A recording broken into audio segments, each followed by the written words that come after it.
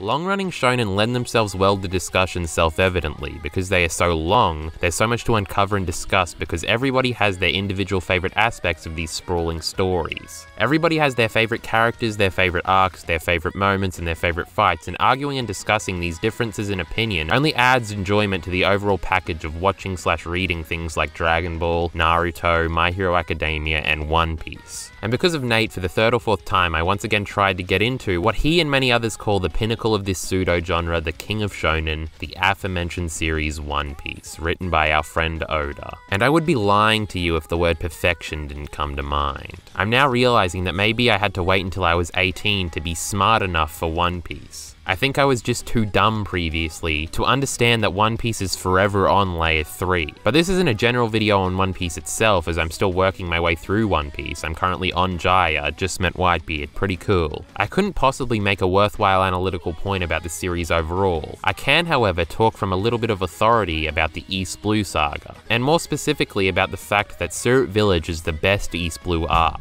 Another enticingly fun aspect of long-running shonen is knowing that you are developing some of those hot takes that my audience mustn't be getting tired of. But I was actually shocked when I realized that this, of all of my potential takes, was going to be the hottest take and the one I had to push back on with my first scripted One Piece video. Syrup Village, particularly the ending of Syrup Village, is what made me realize One Piece was actually that good. Consensus once again proves to be the enemy of reason here, as people seem comfortable calling this arc the worst arc in all of One Piece. I've seen some disappointing videos, which is perplexing to me. But before we get into why I love Syrup Village so much, we've got to get through some disclaimers about how I'm experiencing One Piece. And I need to give you guys an excuse for being so bewilderingly stupid on this subject, because I'm thoughtful like that. Firstly, I am reading One Piece, not watching it, and I am currently in Jaya, as I mentioned. Though you don't have to worry about spoilers with me because I've already been spoiled on all of One Piece intentionally. I could unironically name all the arcs backwards, and because of PODcast episodes, I'm caught up on current One Piece too. Let's beat up Kaido and the such. That's the disclaimer, so if I say something that doesn't fit thematically with events later in the series, I have a convenient excuse as why. Also, my vehement reverence for Syrup Village may lessen over time once I've finished Enies Lobby or Marineford, which are the arcs that everybody says are the best in One Piece. Though I don't know why I would trust any of you anymore after this display.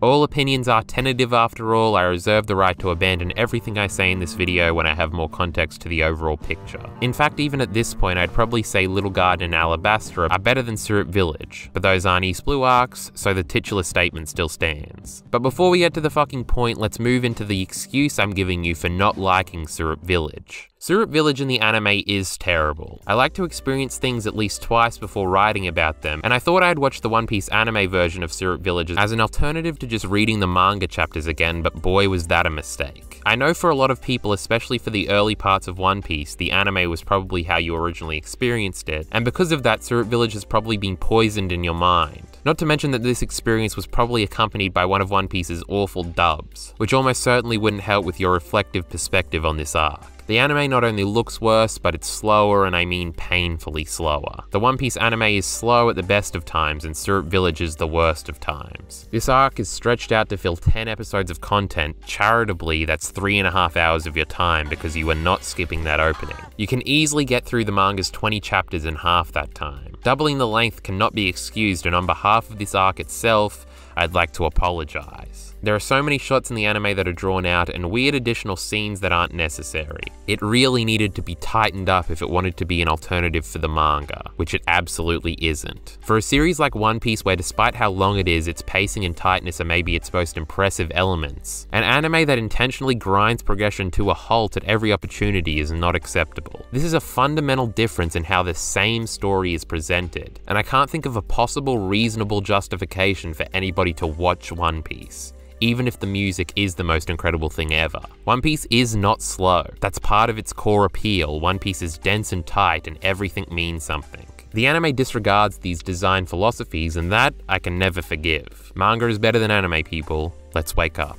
But besides the memories of a bad anime adaptation, there's no excuse to deny how fantastic Syrup Village is, and we're finally getting into why. We're going to talk about some general things before we get into the 3 pillars of the arc for me. The perfect introduction of Usopp, Captain fucking Kuro, and Luffy in the spirit of One Piece. We'll talk about Luffy and Kuro in tandem in one part, since their greatness is largely mutual in this arc, after talking about Usopp, after talking about some general things that we'll talk about right now. Now, the easy answer for why I love this arc so much is the final chapter, but I'm going to build my explanation for why that's so great up for a little while longer. The twist at the end was effectively the moment I knew Syrup Village was special, and that One Piece did the rare enough thing of living up to its reputation. The buggy stuff and introductory stuff was cool, but Syrup Village is the first great One Piece arc, and there hasn't been one less than great since. But let's start this general discussion by talking about pacing and tightness. As I alluded to earlier when shitting on the One Piece anime, tightness and pacing is something One Piece is great at.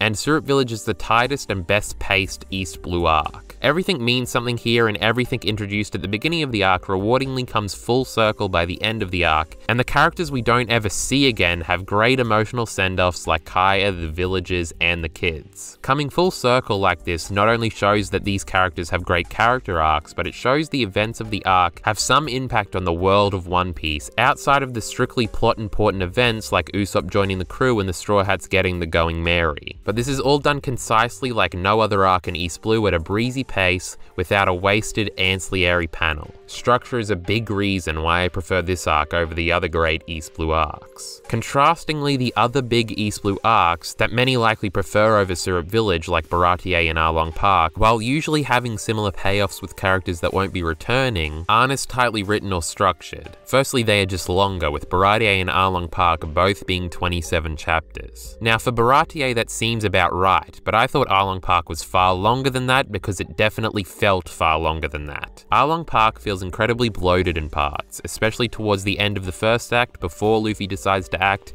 and during the second act when all the fights are going on. I'm sorry, I'm not really that into fights nearly ever. Baratier has the issue of Mihawk showing up in the middle. Now, of course, the Baratier arc is made better by Mihawk's inclusion, and the Mihawk/Zoro stuff is excellent, but it really has nothing to do with what's going on and outshines everything else in that arc besides Sanji's farewell, while also grinding everything else we were building to a halt. Afterwards, we have to return to a lot of the focus being on Don Krieg, easily the weakest villain in One Piece so far in my opinion, and it just doesn't compare. So what I'm saying is Mihawk being too great hurts Baratier from a structural standpoint. Afterwards, you are left just wanting something else rather than what you're getting out of Don Krieg. Structurally, it's just not as clean. The arc's still great, and I'll talk about it in an upcoming video, because the conclusion of that arc and the moment between Sanji and Zeph might still be the best moment in One Piece from any saga in my opinion, but overall Syrup Village is just tighter, with no interruptions, no bloat, and because of this the 20 chapters ran by. And watching the ending unravel as everything perfectly came together was a sight to behold. That Oda fella knows what he's doing, especially when it comes to planning things out. But first, let's get into the first of those pillars I mentioned. Part 1, the perfect introduction of Usopp. Syrup Village is the Usopp introduction arc. The single most important thing overall to One Piece that happens in this arc is that Usopp joins the crew. And this is how most of the East Blue arcs are structured, as well as Drum Island from the Alabasta saga. Basically, every time a new crewmate is introduced in early One Piece, that arc revolves around that new crewmate joining the crew, go figure. Romance Dawn with Zoro, Orange Town with Nami, the first time Syrup Village with Usopp, Baratier with Sanji, and then Arlong Park with Nami for real this time. These arcs then largely become about the new crew member joining the crew, a villain relevant to that area and the joining character, and Luffy being intrinsic and thwarting the villain's plans and winning over the new crewmate by helping them out. This usually actualizes as Luffy fighting the big main bad guy and the new crewmate fighting the secondary villain character, while the other crewmates either deal with a lesser villain or are written out through other events. Obviously, this doesn't directly apply to everything in the East Blue saga, but this is the overall structure for introducing new crewmates in One Piece. And it works effectively as Syrup Village is all about Usopp, Luffy, and Captain Kuro and their influence on what goes on around them. Hence why they're the 3 pillars of what make this arc great, and therefore the 3 main topics of discussion in this video. Now, Usopp is our cowardly character in One Piece. He's a liar. Not only does he take after Pinocchio, fiction's most notorious liar aesthetically with the long nose, but this story arc in Syrup Village is a take on the old fable, The Boy Who Cried Wolf, that I'm sure you're familiar with. Telling lies is something that's obviously going to be thematically explored through this arc. Usopp likes to joke about pirates coming to attack the village every morning to prank the villagers. But then some ruffian pirates do actually end up coming, and of course no one believes him when his warnings need to be taken seriously. But Usopp is not like Luffy and Zoro, the other male members of the crew, who fit in with the shonen action world One Piece has developed up until this point. He's just some kid dicking around on a remote village island, and therefore the complication of an invading pirate force is a big one for him to face alone. Luckily, by this point he's already won over the Straw Hats, who are willing to lend him a helping hand. Usopp not being like Zoro and Luffy, boys who would just attack the invading pirates without question to protect something they value, makes him an interesting addition to the One Piece cast. Usopp's character serves a different purpose. Not everybody needs to be, nor should they be, an awesome, fearsome fighter like Luffy, Zoro, and eventually Sanji. One Piece would get repetitive and boring. Getting mad at Usopp for being cowardly and a liar is like getting mad at Zoro for getting lost all the time, or getting mad at Sanji for his constant flirting and womanizing. You've missed the joke, and not only have you missed the joke, you're so stupid you've missed the point in a shonen action series meant for children. After all, that's the thing about points, people usually don't get them. Usopp is just a kid who's crafty, and this is valuable to the writing dynamic of the group because it gives Oda more personalities to work with when constructing his story. But nonetheless, Usopp's general attitude and lying nature tends to rub people the wrong way initially, and this is a major purported reason people give for not liking Syrup Village, because initially they didn't like Usopp. Usopp is annoying, they'd say. Now contemporarily, from what I understand, nearly every One Piece fan loves Usopp. Obviously he changes and develops as the series progresses, and does some cool things to better win over a certain section of the One Piece fanbase who want him to be just another fighting boy. But Syrup Village was not enough to win some people over regarding Usopp, it seems. People often say to others reading One Piece to just wait, Usopp eventually gets good, don't worry. Which is something that One Piece fans usually say about the series in general to people starting it too.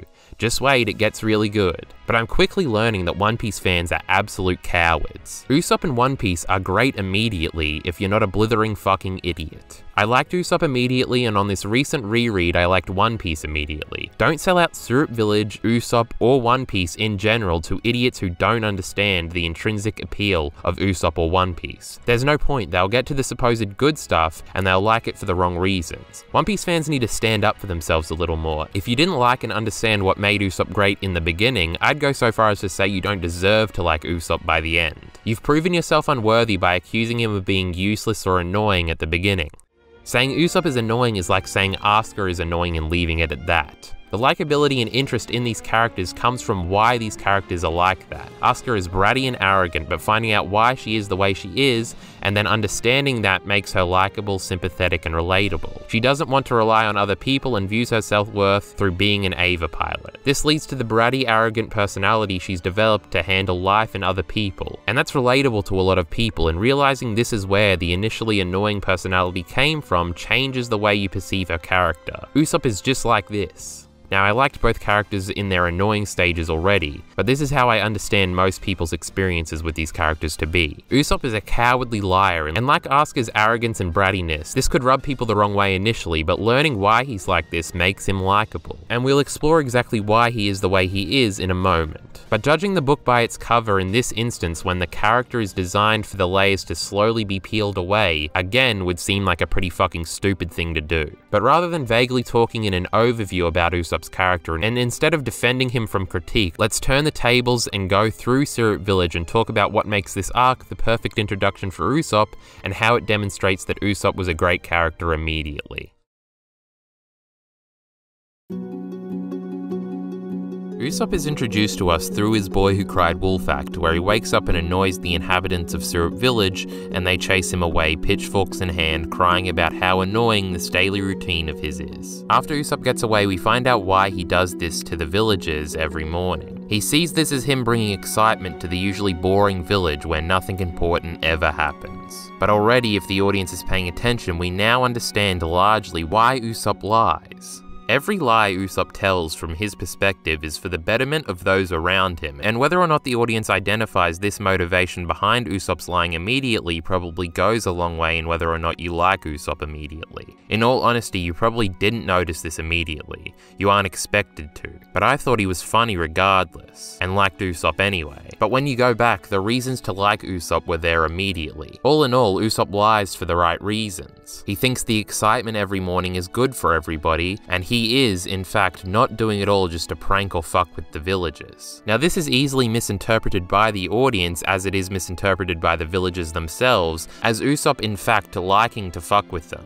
But with hindsight, we of course know that this isn't true. However, as a principle moving forward, if you ever find yourself agreeing with the opinions or the mindset of the normies in One Piece, you probably fucked up and missed the point. One Piece is about being true to yourself no matter what others think or say, and the citizens of any given area in One Piece are usually part of the disincentive to be who you are. One Piece is not about fitting in, it's not about crumbling after being laughed at for wanting to go to Sky Island. It's about going there not to prove those people wrong, but because you want to, and because the adventure is worth it. Usopp doesn't care what the villagers think, he thinks it's for the best, so he's doing it. He doesn't need thanks, in fact he revels in the condemnation. Usopp being true to himself is a core theme of this arc, and he thinks he's helping liven up the village every morning. After that we meet the kids, who are members of the Usopp Pirates, and they look up to Usopp not only because he's bigger than them, but because they respect and understand him. They later explain that they like him for different reasons, because he's a meddler, because he's bossy, and because he's boastful. But Usopp is then informed by one of the kids that actual pirates are in fact coming, and interestingly, Usopp's first instinct is to run away. But just as being true to himself is a core idea behind Usopp's character, being a coward is also. Repeatedly in this arc and throughout the series, Usopp tries to initially run away, but part of what makes Usopp so brave inherently is this predisposition to run away. It goes back to the adage that somebody can only be truly brave when they are scared.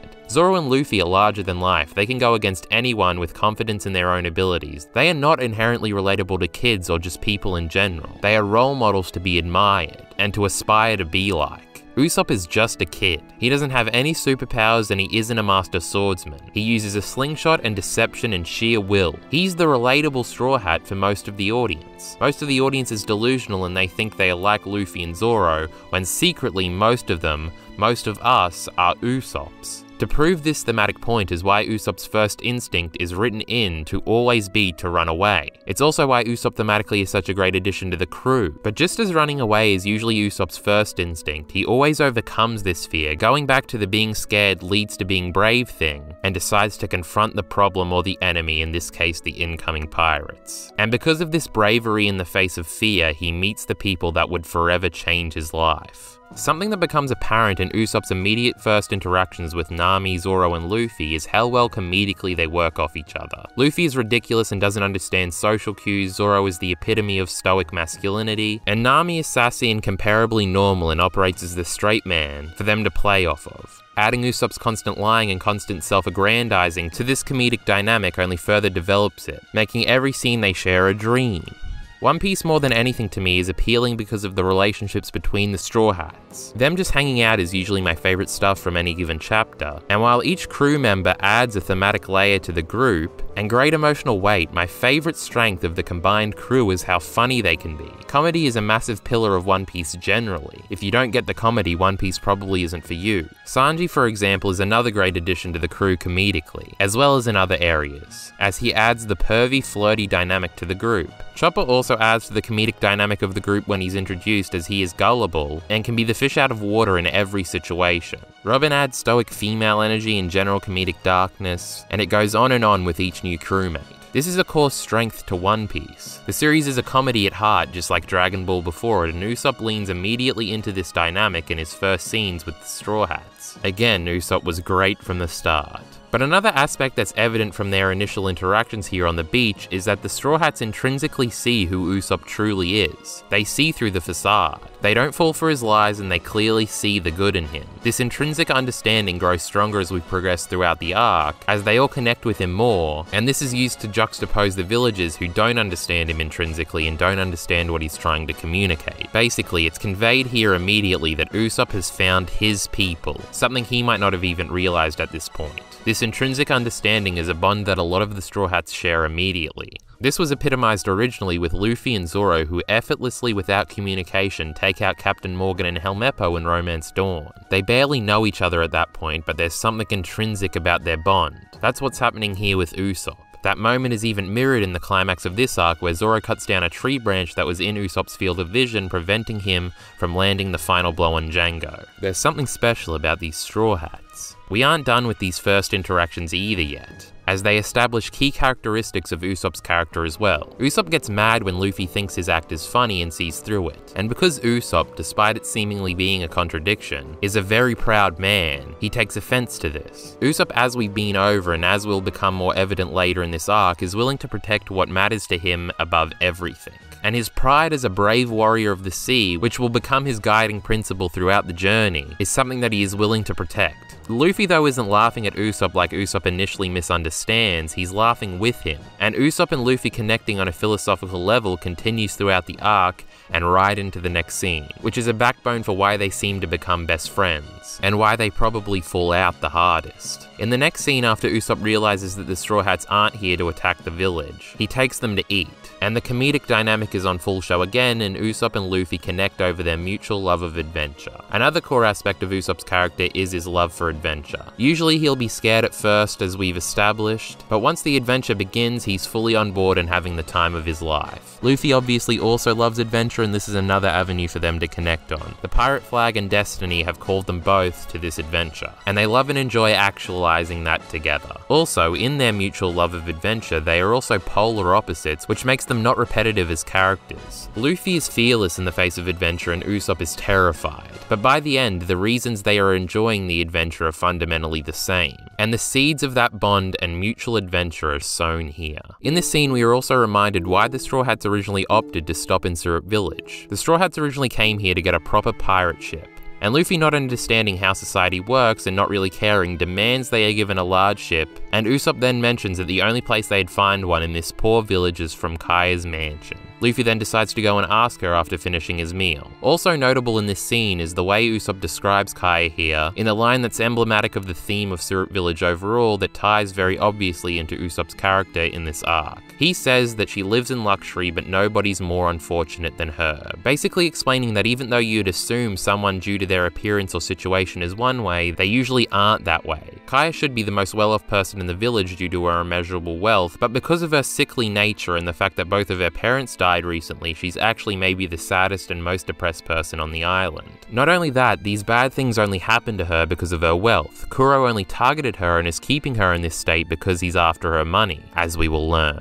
So the thing that most people assume would make her the most privileged person in the village actually makes her a target, and despite her wealth, she isn't happy. This obviously applies directly back to Usopp. People would assume Usopp is a troublemaker, who is just annoying the villagers, but in actuality, he has their best interest at heart. And because of the way he expresses that through lying, eventually Kuro takes advantage of this context, and the villagers don't believe Usopp when he tries to warn them that they are in danger. The theme is basically don't judge a book by its cover, and the villagers, like most of the normies in One Piece, don't understand the message and have to have it taught to them throughout the course of the arc. Kaya is rich, but money can't buy happiness, and even though Usopp is a liar, something traditionally viewed as a bad attribute, he's not the bad guy here. Actually, the guy who, in embodying the theme, seems perfect and respectable, who the villagers trust implicitly, turns out to be the bad guy. Kuro, the well-mannered, normal-seeming, responsible butler, is the evil bad guy, set to take advantage of the village, not the prankster liar.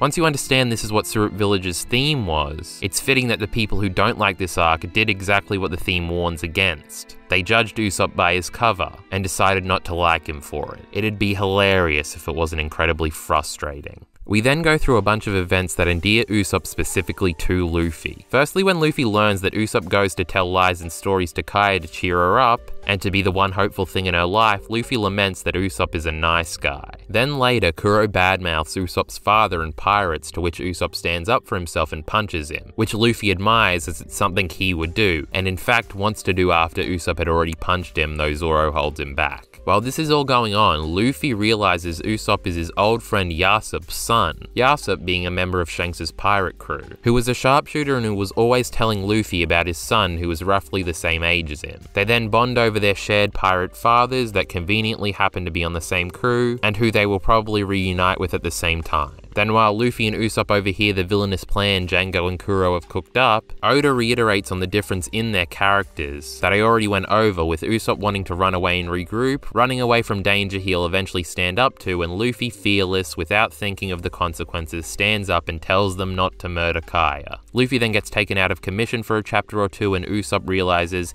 he has to protect the village by himself, only for the Straw Hats to offer him a hand, after both the villagers and Kaya don't believe him that Kuro is an evil pirate. The Straw Hats, as I already illustrated, understand and believe him intrinsically, and are there for him when he needs them. And this also shows progressively throughout the beginning of the arc that Oda does the legwork to have Luffy and Usopp bond, so it feels natural when they not only help Usopp defend the village, but also offer him a spot on their crew at the end of the arc. Continuing here, Usopp then embodies the bravery I've talked about him having in this video, when through wacky hijinks he is the first one to confront the invading pirates and stands up to them, vastly outnumbered, and actually handles them until first Nami arrives as a reinforcement, then eventually Zoro and Luffy come to save the day. Usopp notably while fighting in this arc and most arcs gets the shit kicked out of him. He gets beat up a lot, he gets trampled and smashed over the head with a mallet. It shows that he is willing to protect what matters to him most, no matter the cost. And he even later gets slashed by Kuro and still eventually lands the final blow on Django, albeit after Zoro has to carry him on his back through the woods. Usopp is tough, and despite his hesitancies, when the going gets tough, the tough get going. Other aspects of Usopp's repertoire are on display throughout this fight too.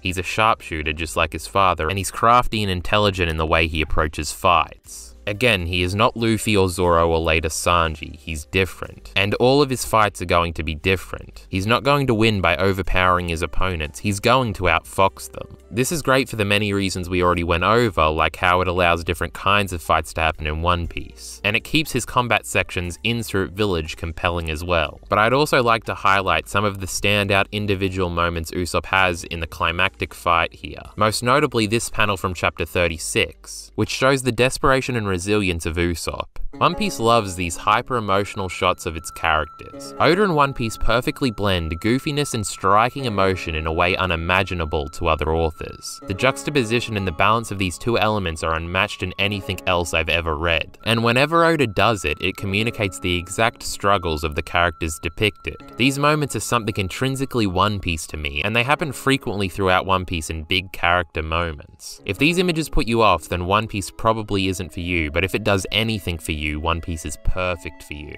Obviously, there's millions of other examples from the series like this. Sanji's farewell and Baratie being the best, Chopper eating the bread being one of my favorites, Broggy's moment where he thinks he's won the century-long battle, Zoro's flashback promise, Vivi's pledge in Alabasta. There's so many throughout One Piece, and they are all highlights. And Usopp gets one in chapter 36 that I think should be admired in that company. But also this moment of embarrassment from Usopp where he's beaten half to death with his ass stuck up in the air while Kuro mocks and laughs at him is another way Luffy is endeared to Usopp. He refuses to give up and will fight for his treasure, the village and the people within it, which is obviously something Luffy can relate to. Usopp doesn't cry because he's being mocked here, he doesn't have time to worry about his pride because Kaya is about to die and the village is about to be sacked. He's crying because he's desperate to save them. Luffy's respect for Usopp in this moment is embodied when he threatens all of Kuro's crew, who are also laughing at Usopp at this point, that he'll kill them if they continue to laugh at Usopp. Zoro also grows to respect Usopp for this, and that's why he carries him on his back through the woods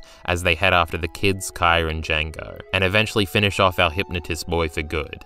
I'm probably not going to talk about him much more in this video, but Django is great, and he's another great aspect of this arc. He's hilarious, and I'm very glad he stuck around in the story after Spirit Village's conclusion. His cover arc with Full Body is a standout cover arc, and definitely one of my favorites. So Spirit Village also gets points for that. Then we get post-fight Usopp development, which is my favorite stuff in this entire arc and hits on the emotion of everything perfectly coming full circle in an unimaginable way, especially that final chapter that I'm still teasing. But basically after the conclusion of the battle and after they've saved the village, Usopp makes the selfless decision to not tell the villagers that they were ever in danger, therefore not letting the tales of his bravery permeate throughout the town. He swears Kaya and the kids to secrecy, which they all agree to. And nobody finds out what Usopp did for the village or its people. This hits on another reoccurring theme of One Piece about doing something because it's the right thing to do and being satisfied with that, and not doing something with the anticipation of getting credit afterwards, or just for the credit afterwards. This happens in Alabasta, where the Straw Hats don't get credit for saving the kingdom, and they don't care. And Luffy doesn't care that the villagers in Orange Town don't think they saved them either.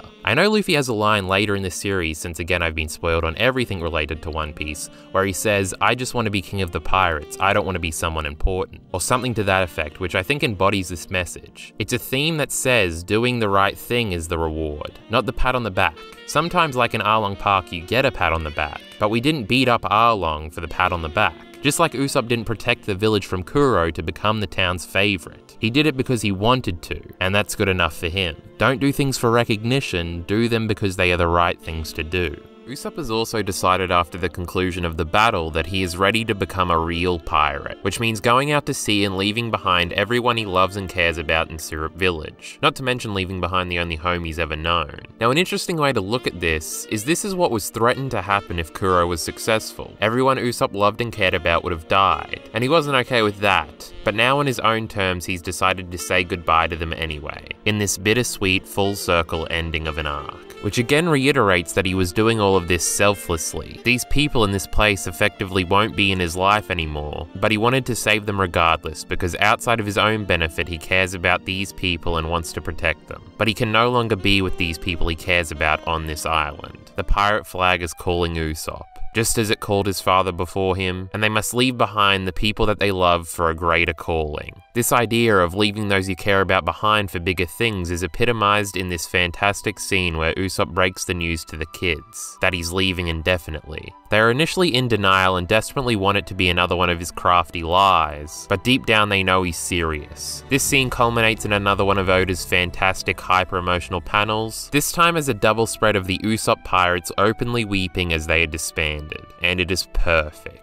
I know a lot of people shit on these kids as forgettable characters, but I'll never forget this page and the emotion I felt here. I think this is phenomenal. Look at the expressions, it's fantastic. But the full circle nature of the admirable ending of this arc is fully captured in this arc's very last chapter, chapter 41, To the Sea. This chapter has Usopp packing to leave the island and the Straw Hats getting the going merry, but it's the last 3 revelations that left me speechless on my initial read that most encapsulate the reason I fell in love with this arc. We'll talk about recontextualization regarding Usopp last. The first great revelation of this arc is that on the day that Kuro attacked the village, and Usopp didn't have time to do his usual "the pirates are coming" routine, the villagers actually noticed and actually missed it, proving the theme that Usopp's lies were for the benefit of those he was lying to. Usopp's morning performances had actually become something the villagers looked forward to and modeled their days around. It was actually bringing them some excitement in the mornings, like Usopp said at the very beginning. This void is then filled, as it's revealed in the very final pages of the arc, by the kids as they take over the mantle and continue Usopp's morning tradition. This is not only a great feel-good moment, but it also cleverly bookends the arc, as the very first thing we saw in Syrup Village was Usopp warning of coming pirates, and the last thing we see is the kids warning of coming pirates. Do I have to say the words full circle again? The spirit of Usopp and the effect of Usopp on Syrup Village lives on. Inherited will is another core theme of One Piece as I understand, and this is Usopp passing it on to the next generation to uphold while he's moved on. It's a great final detail that should be admired. The second revelation in the final chapter that makes this ending of the arc so great is the new Kaya, who has changed because of this experience for the better. Kaya, who's been sickly and bedridden the entire arc, appears in front of the Straw Hats in a slick new outfit, clearly much healthier. Even though she's losing something important to her again, Usopp, this time to adventure not death, she now has a healthy outlet in which to process her sadness, and now she has something personal to work towards, as she has a new dream to become a doctor and help people formerly like herself. She feels bittersweet seeing Usopp off, but she's developed from the altercation in Syrup Village and isn't going to revert back into her bedridden state because of her negative feelings regarding loss. She's got a dream to aspire to of her own, just like the kids who all espoused their dreams to Usopp right before he disbands the Usopp Pirates. So she sends him off with a reluctant smile instead of sadness. Full circle, baby. Everyone we are leaving behind has individual dreams they'll strive for on their own, and their lives will continue even though our main characters have left them for the time being. Concise, rewarding character development, and character send-offs. You've gotta love it. But now let's transition into the best thing in the entire arc, the final revelation of the final chapter, the Usopp recontextualization flashback. Earlier I said finding out why Usopp is the way he is the fun part of his character, besides just being funny. And that question is not fully answered until the final chapter of the arc in a flashback to when Usopp was younger and his mother was dying of an illness. Now what's done in this scene is a full recontextualization of the arc and of Usopp's character up until this point, as we find out a crucial bit of backstory that adds layers to everything Usopp has done so far in the narrative and better puts into perspective his personality and general demeanor without contradicting anything. We find out here why Usopp lies, and that he originally started lying to try and cheer up his dying mother by lying to her about his father coming back to see them like he promised before she dies. Usopp's father, if you will recall, is Usopp, a member of Shanks' pirate crew. The pirates are coming, the pirates are coming. This wasn't originally a prank on the villagers, but rather him trying to give his dying mother some hope. But even once his mother had died, Usopp continued calling out that the pirates were coming as a way to keep the hope alive that his departed father was coming back to save him and his late mother and take them out to sea with him. It's the representation of Usopp not moving past his past, not accepting his mother's tragic death and hoping to see his father again. And this recontextualization makes the conceit of his character even more meaningful, while also obviously making the opening scene and the call itself about the pirates coming more impactful. One Piece is masterful in payoff and climax, and saving this great reveal for the final chapter is evidence of that. Every one of One Piece's arc endings so far have been 10 out of 10s for me, and I'm not exaggerating. And it achieves this through two types of arc endings: a recontextualization ending, which is done here, and another type of ending with a massive hyper-emotional payoff, which both usually cause everything to come full circle in ways you couldn't have predicted or imagined. Think about it, for the arcs that ended in hyper-emotional moments, think Romance Dawn with the Navy and Kobe saluting Luffy and Zoro as they leave, breaking protocol. Think Orange Town, where the mayor thanks them for saving the town with everybody else mistakenly thinking that they were the villains. Think Baratie with the incredible Sanji goodbye and final line from Zeth. And think Drum Island with the cherry blossom farewell for Chopper.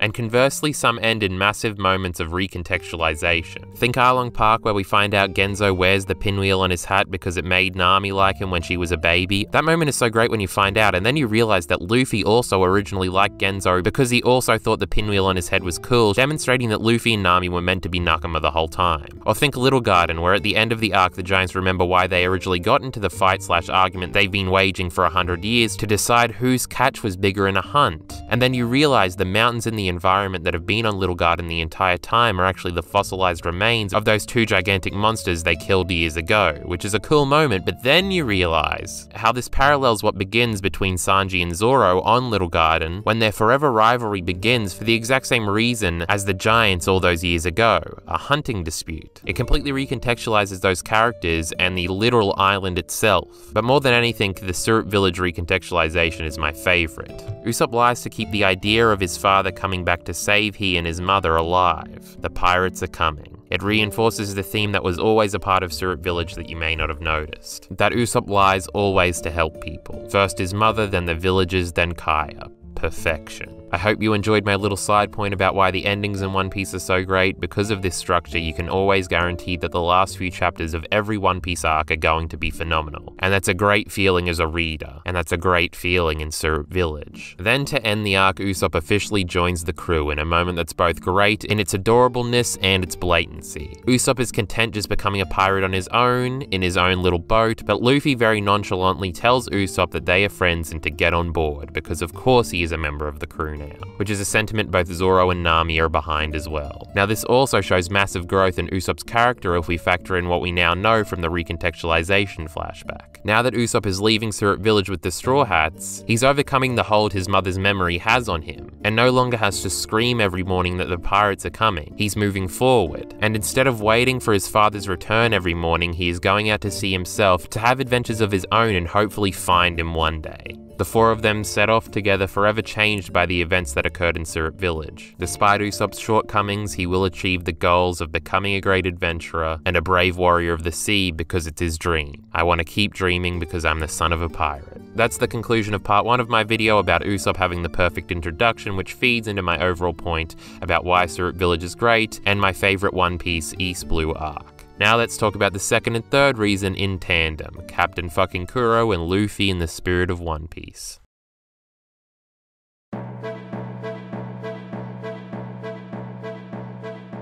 Part 2, Captain fucking Kuro and Luffy in the Spirit of One Piece. I'm not gonna lie, originally this video was structured for me to talk about Luffy and Kuro separately, but whenever I would talk about Luffy, I would end up talking about Kuro, and whenever I would talk about Kuro, I would end up talking about Luffy. So it only makes sense to talk about them in tandem, because them playing off of each other is some of the most interesting stuff in this arc. But let me start with my Luffy monologue. One Piece is Luffy and Luffy is One Piece. Luffy is indisputably my favorite character in One Piece. The only other character that's close is Nami, and she's really pretty. My second scripted One Piece video is probably going to be all about how I love Luffy, but I think it's some necessary context about my perspective on One Piece. Don't be fooled by the majority of this video into thinking that Usopp is my favorite character. I love and appreciate him, but Luffy viscerally is a character that I adore. What I'm trying to say is, Luffy's personality and likability just being around it is a major checkmark against any arc. And Luffy's overall demeanor factors into why everything is so enjoyable constantly in all of One Piece, including Syrup Village. Luffy is the perfect protagonist. But let's talk specifically about Kuro and how Luffy plays off the villain of this arc, as all good protagonists do.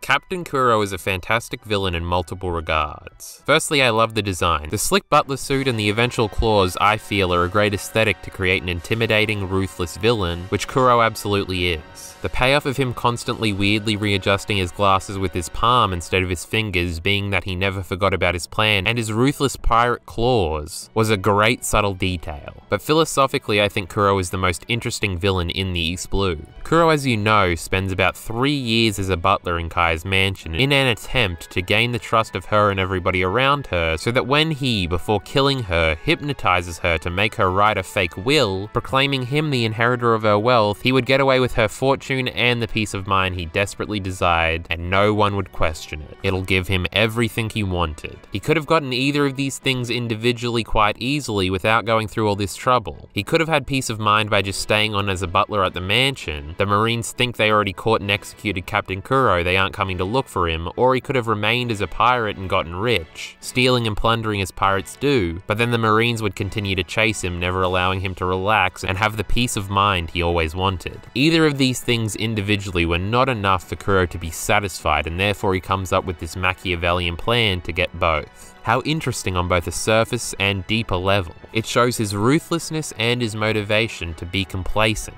But Kuro, like Don Krieg and Arlong after him, have nearly no redeemable qualities, which is fun sometimes in villains. They lie and are manipulative, Kuro and Krieg both attack and kill their own men, and none of them show any mercy and are totally ruthless, which obviously makes for a satisfying defeat when Luffy stomps them and they are forced to confront their own inferiority. Even Buggy has no redeemable qualities in his introductory arc. It's not until he becomes a reoccurring character that he becomes likable. And Alvida, One Piece's first villain post-initial time skip, her only redeeming quality is that she's hot now, I guess. But like all the villains before and all the villains after him, it is his conflict with Luffy physically and philosophically that's most interesting about him. Luffy dreams of being a pirate and to be Pirate King his entire life until he is one and he's on the not so fast track to get there. But his idea of what a pirate is and should be is very different from the villains he encounters in the East Blue. All the East Blue villains basically are a teaching experience for Luffy of what not to be, and someone for him to test his definition of what a pirate should be against. Luffy was inspired by Shanks, who was a good man who didn't steal from helpless villagers or torment towns for power. He's a pirate because he loves the freedom it embodies and he loves having a good time. These are all things that Luffy has come to embody as well,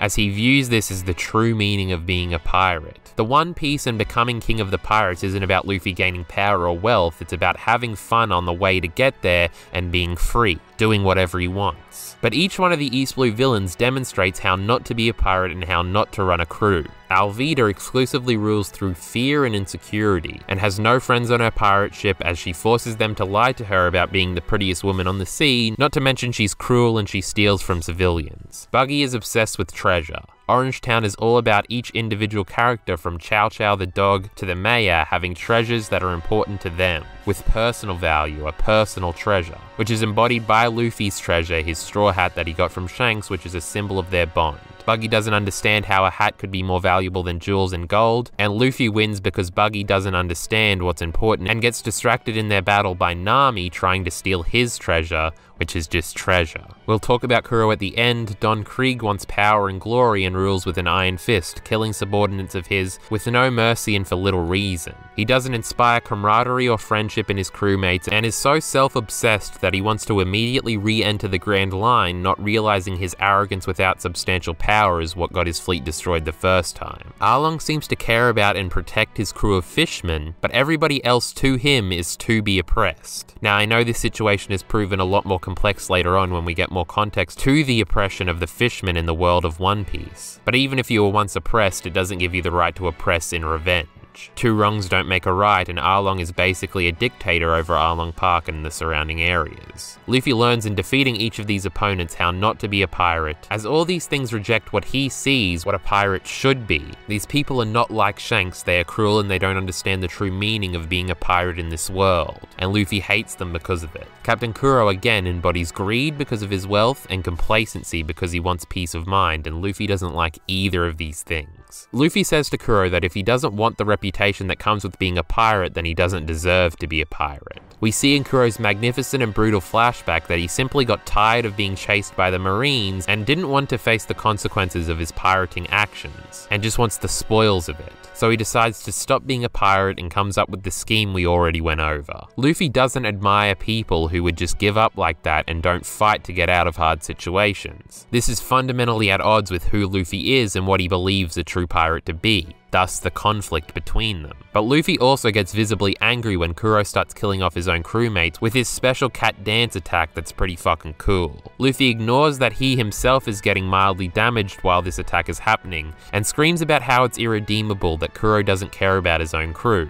Luffy has dreamed for years about creating a small-knit, close group of friends similar to Shanks' crew and all of his friends. And the fact that Kuro doesn't value his crew like that and doesn't seek to be friends with them makes Luffy incredibly frustrated. Kuro has missed the point of being a pirate in Luffy's eyes. This frustration gives Luffy the power to eventually defeat Kuro. This also lends well to Nami's development throughout the arc, as she still has quite the negative view of pirates at this point. But she sees Luffy's reaction to this and how he's not like most pirates, which not only endears him more to her and makes her reconsider if there are good pirates in this world, and that they aren't all like Kuro and Arlong. This culminates later in two moments, firstly when Luffy defeats Kuro and tosses him like trash back down the hill at his own men, and screams at them to leave. He passes out while on his feet, only for Nami in this great cute moment to catch him as he loses consciousness. And Nami gets these moments in early One Piece that crack her hardened, supposedly uncaring shell. It's always very cute.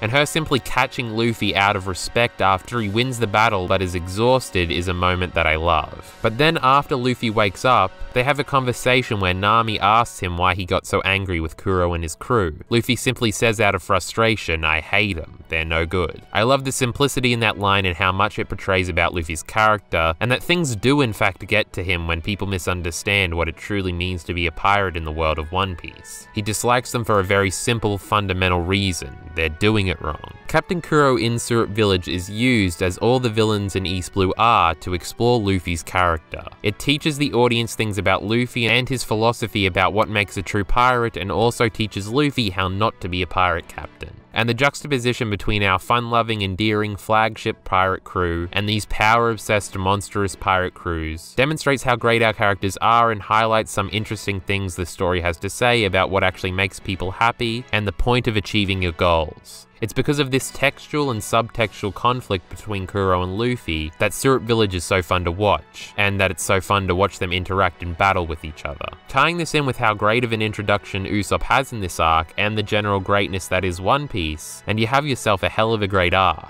which some might say is the best in the East Blue saga. Ultimately, Syrup Village is my favorite One Piece East Blue arc, and definitely doesn't deserve to be called one of the worst arcs by a certain section of the fan base. Usopp was great from the beginning, stopped being a coward, Captain Kuro and Luffy play off each other in all sorts of interesting ways, and the arc's general feeling of closure by having not only great pacing but also making everything come full circle beautifully are all things I admire about this arc. But overall, One Piece is fucking fantastic, and if you're someone who watches every one of my videos because you're a fan of mine, firstly, thank you. But secondly, just start One Piece impulsively, do it right now. Or maybe if you're only a little interested but not fully convinced, watch Nate's lecture, as long as you don't care about spoilers. That's what made me want to give it another go, and having the larger context of the series explained to me in the first hour of his lecture helped prepare me to actually sit back and enjoy the series. Me knowing, because of the lecture, how the general world of One Piece works and is structured, which isn't revealed until far later in the manga if you go in blind, definitely helped, because otherwise I would have been asking constant questions about how things worked.